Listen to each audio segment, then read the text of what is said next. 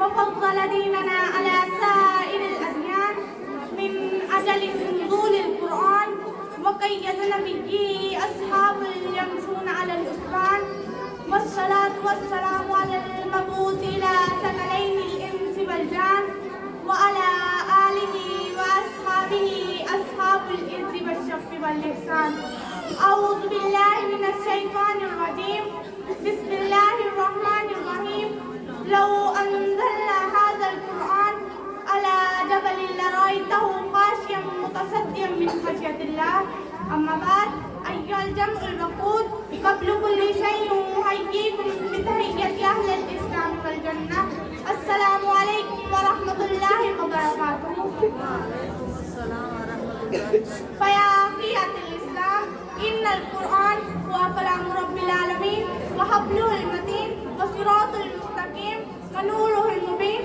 أيها الأخيات الكرام، القرآن وهو عصمة لمن اعتصم به وشفاء لما في الصدور.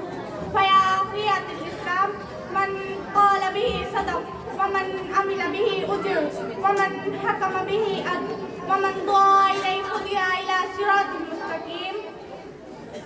أيها المستمعون والمستمعين، أتعلمون من هو خلال هذه الأمة؟ اسمعوا إلى الحديث الذي رواه البخاري وعثمان رضي الله تعالى عنه.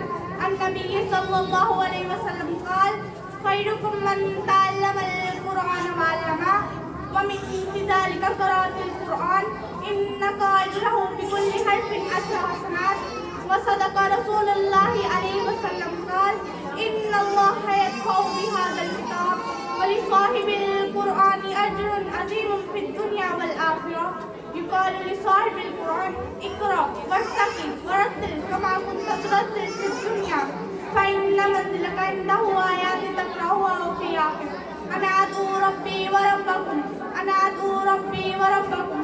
اللهم اجعل القرآن ربيع قلوبنا ونور صدورنا وذهاب همومنا وغمومنا يا رب العالمين. والسلام عليكم.